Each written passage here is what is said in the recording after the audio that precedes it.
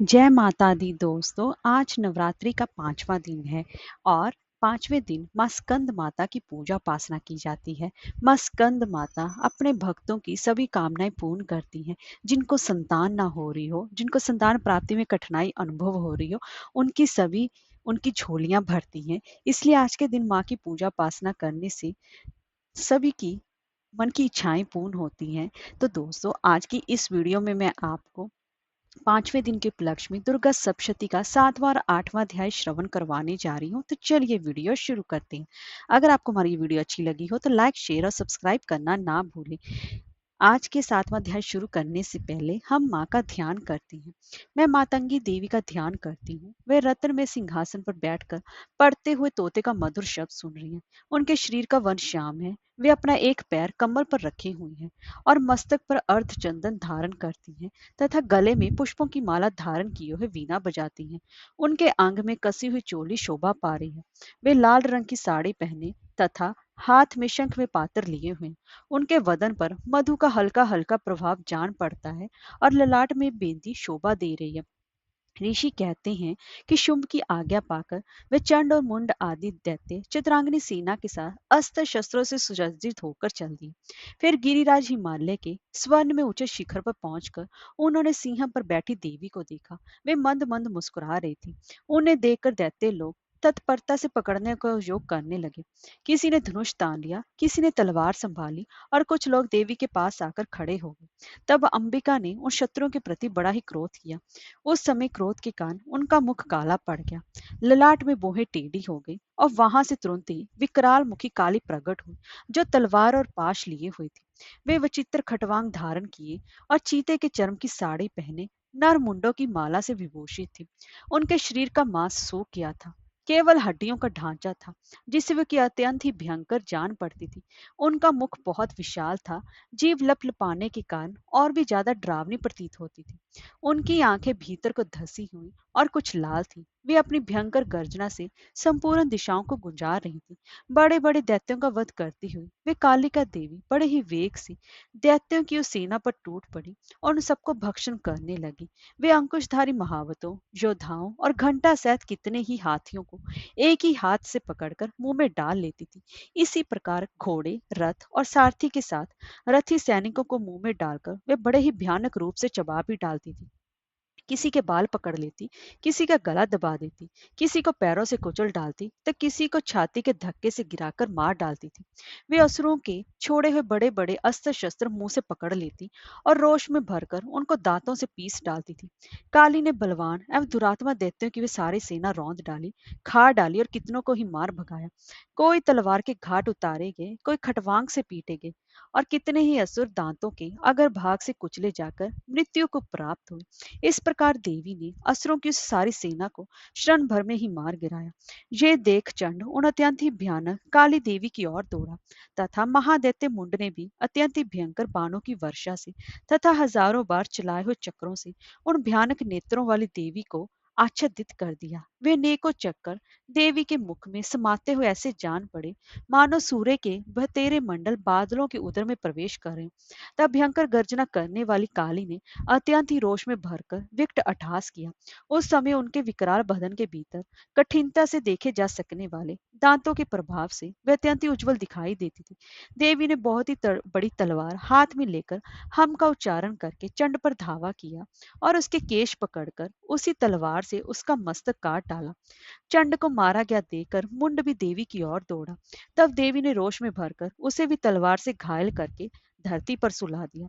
महापरिक्रमी चंड और मुंड को मारा गया देखकर मरने से बची हुई बाकी सेना भय से व्याकुल हो चारों ओर भागे।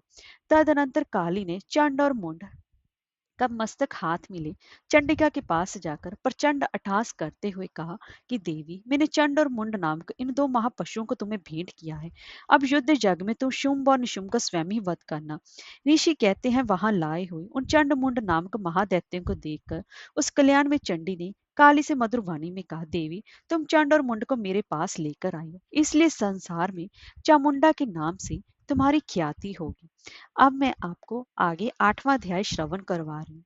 तब आगे ऋषि कहते हैं, चंड और मुंड नामक दैत्यों के मारे जाने से तथा बहुत सी सेना का संहार हो जाने पर दैत्यों के राजा प्रतापी शुंभ के मन में बड़ा ही क्रोध हुआ और उसने दैत्यों की संपूर्ण सेना को युद्ध के लिए कूच करने की आज्ञा दी। वह बोला, आज उदयुद्ध नाम की 86 दैत्य सेनापति अपनी सेनाओं को साथ युद्ध के लिए प्रस्थान करें।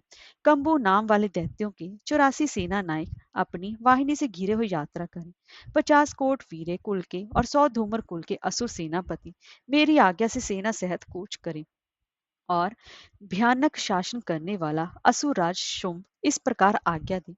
सहस्त्र बड़ी बड़ी सेनाओं के साथ युद्ध के लिए प्रस्थित हुआ। उसकी अत्यंत भयंकर सेना आती देख चंडिका ने अपने धनुष की टंकार से पृथ्वी और आकाश के बीच का भाग गुंजा दिया। तब राजन देवी के सिंह ने भी बड़े बड़े जोर से दहाड़ना आरंभ कर दिया। फिर अंबिका ने घंटे के शब्द से उस ध्वनि को और भी बढ़ा दिया। धनुष की टंकार, सिंह की दहाड़ और घंटे की ध्वनि से संपूर्ण दिशाएं गूंज उठी। उस भयंकर शब्द से काली ने अपने विकराल मुख को और भी बढ़ा लिया तथा इस प्रकार वह विजयी हुई। उस तुमुल नाद को सुनकर दैत्यों की सेनाओं ने चारों ओर से आकर चंडिका देवी, सिंह तथा काली देवी को भी क्रोधपूर्वक घेर लिया। राजन, इसी बीच में असुरों के विनाश तथा देवताओं के अभ्युदय के लिए ब्रह्मा, शिव, कार्तिकेय, विष्णु तथा इंद्र आदि देवों की शक्तियां, जो अत्यंत ही पराक्रम और बल से संपन्न थी, उनके शरीरों से निकलकर उन्हीं के रूप में चंडिका देवी के पास गई। जिस देवता का जैसा रूप, वैसी वेशभूषा और जैसा वाहन, ठीक वैसे ही साधनों से संपन्न हो उसकी शक्ति असुरों से युद्ध करने के लिए आई। सबसे पहले हंस युक्त विमान पर बैठी हुई, अक्ष सूत्र कमंडलों से सुशोभित ब्रह्मा जी की शक्ति उपस्थित हुई, जिसे कि ब्राह्मणी कहते हैं। महादेव जी की शक्ति वृक्ष पर आरूढ़ हो, हाथों में श्रेष्ठ त्रिशूल धारण किए, महानाग का कंकन पहने, मस्तक में चंद्र रेखा से विभूषित वहां पहुंची। कार्तिकेय जी की शक्ति रूपा जगदम्बिका उन्हीं का रूप धारण किए हुए श्रेष्ठ मयूर पर आरूढ़ हो, हाथ में शक्ति लिए दैत्यों से युद्ध करने के लिए आई। इसी प्रकार भगवान विष्णु की शक्ति गरुड़ पर विराजमान हो, शंख, चक्र, गदा तथा खड़ग हाथ में लिए वहां पर है। यज्ञवरा का रूप धारण करने वाली श्री हरि की जो शक्ति है, वह भी वराश्री धारण करके वहीं पर उपस्थित हुई। नारसिंह की शक्ति भी नरसिंह के समान शीर धारण करके वहां पर आए। उसकी गर्दन के बालों को झटके से आकाश के तारे बिखरे पड़ते थे। इसी प्रकार इंद्र की शक्ति वज्र हाथ में लिए हुए गजराज एरावत पर बैठकर आई। उसके भी सहस्त्र नेत्र थे। इंद्र का जैसा रूप है वैसा ही उसका भी था।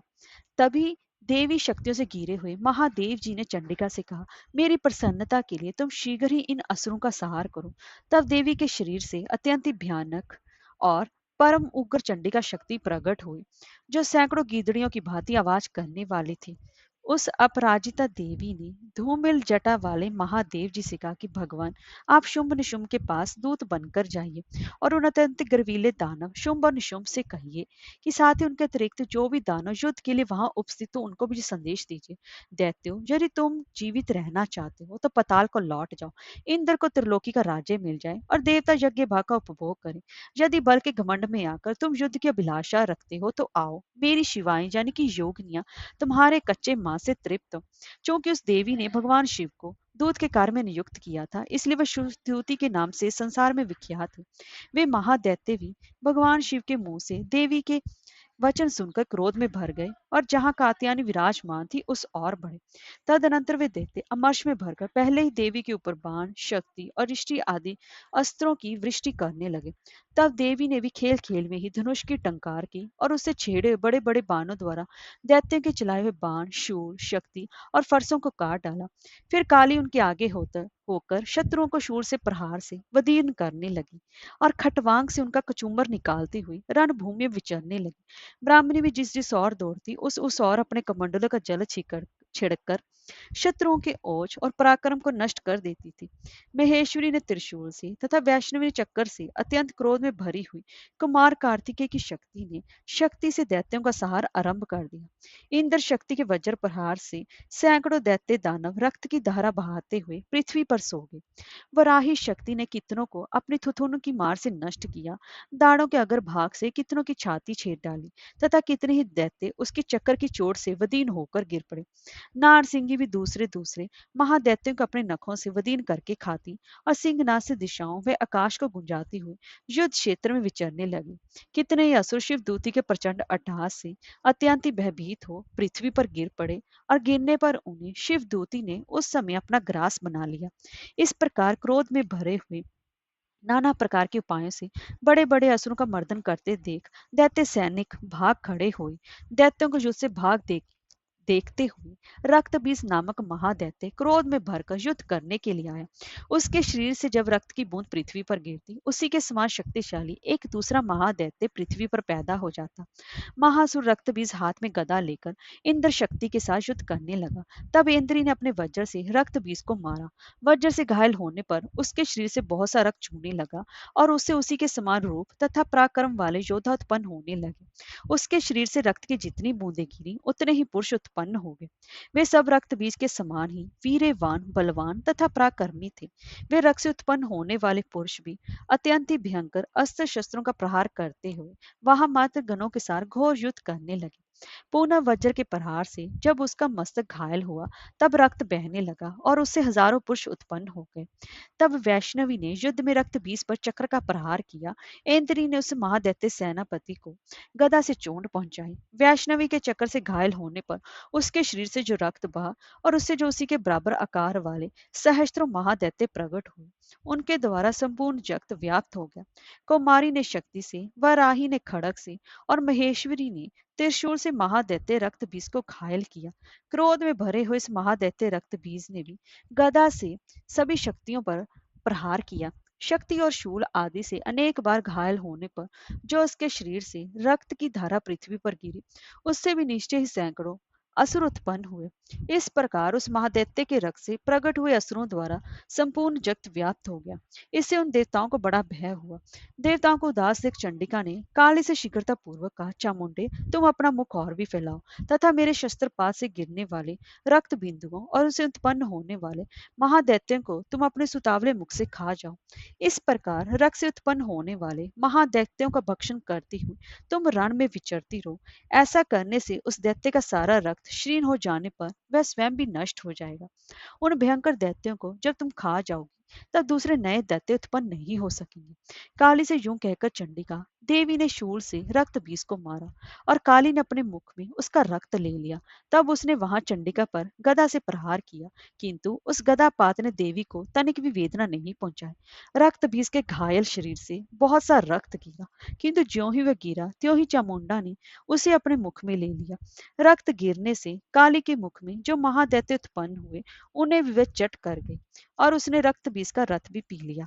तदनंतर देवी ने रक्त बीज को जिसका रक्त चामुंडा ने पी लिया था वज्र बाण खड्ग तथा रिष्टि आदि से मार डाला। इस प्रकार शस्त्रों के समुदाय से आहत एवं रक्तहीन हुआ महादैत्य रक्त बीज पृथ्वी पर गिर पड़ा। नरेश्वर इससे देवताओं को अनुपम हर्ष की प्राप्ति हुई और मातृगण उन असुरों के रक्तपान के मद से उद्धित होकर नृत्य करने लगे। जय माता दी।